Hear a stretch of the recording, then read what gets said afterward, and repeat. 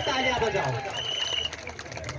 हमारे समाज का डीएनए ही ऐसा साबित कर सकता है कि 2-4 किलोमीटर दूर से तेज तपती धूप में चलकर पसीना यहाँ से निकल गया मेरे भी, तो वहां से चल के आए, सीधी खड़ी पहाड़ी चढ़ी हमने, 1-2 बार रेस्ट जरूर लिया, पानी यही आकर पिया।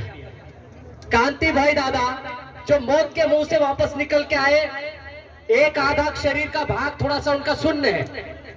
इस स्टेज पर हमारे लोग जो थोड़े बहुत पढ़े लिखे हैं ना, कर्मचारी अधिकारी जिनको बोलते हैं चालक पालक मालक, लेकिन समाज के गद्दार और अपने आंडू पांडू नेता भी है, तो ऐसे लोग एसी में आराम करते हैं, वो भर्ती होके रेस्ट करते हैं, और कांति भाई अभी ड्रोन के लिए लड़ाई कर रहे हैं। देखो फर्क है कि नहीं फर्क है? तो ये इलेक्शन और सिलेक्शन में इतना बड़ा फर्क इस मंच से पता चला आपको?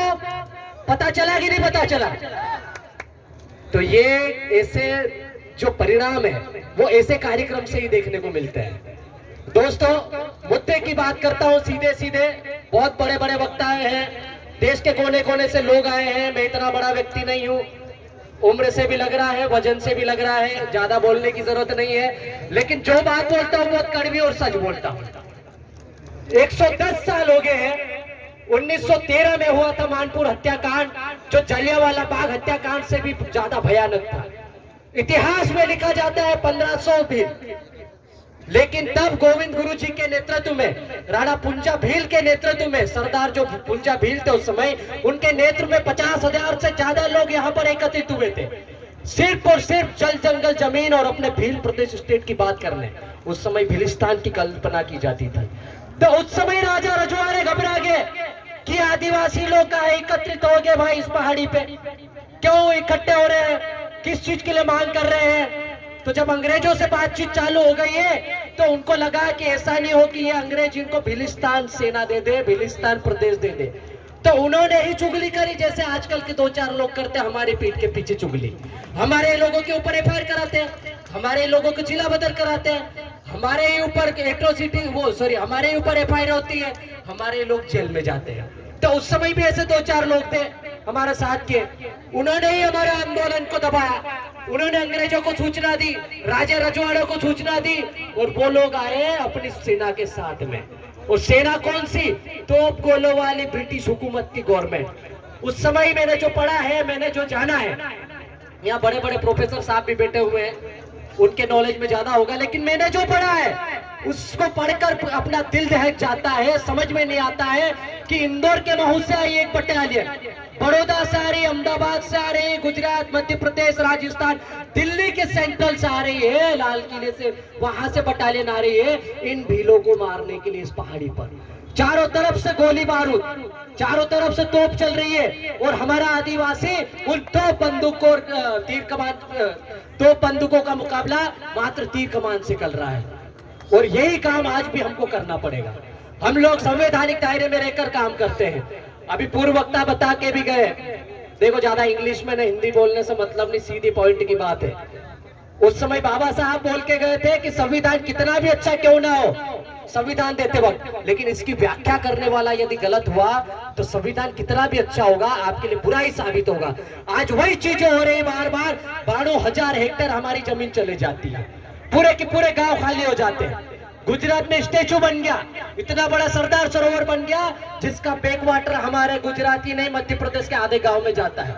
वहां पर पीने की पानी की व्यवस्था नहीं, वहां भूकंप के झटके लग रहे हैं, मेधादाई का आंदोलन चल रहा है, लेकिन लोग वहीं तक सीमित हो गए। और हम लोग यहाँ पर आज इकट्ठा हुए हैं 110 सालों बाद। तो हम लोगों को यहाँ से ये परिकल्पना मात्र जो 110 साल पहले हुई थी, इसको परिकल्पना मात्र नहीं रहने देना है, इसको यदि वास्तविक रूप देना है तो आप सबको यहाँ से संकल्प लेके जाना पड़ेगा। इस भील प्रदेश की परिकल्पना को वास्तविक रूप देने के लिए सिर्फ भानगढ़ में ही नहीं, आपको जंतर मंतर पर भी धरना देना पड़ेगा।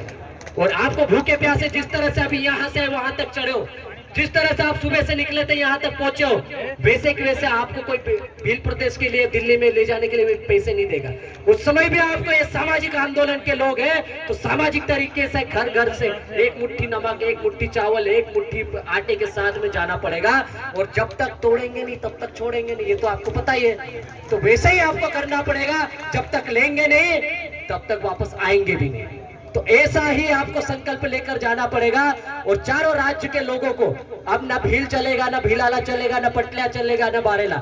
आदिवासी सारे जब समुदाय एक होते हैं आदिवासियों के, तब आदिवासी बनता है। और ये आदिवासी प्रदेश, भील प्रदेश यदि बनाने की परिकल्पना हम लोग करते हैं तो समस्त देश के आदिवासियों को एकजुट होना पड़ेगा।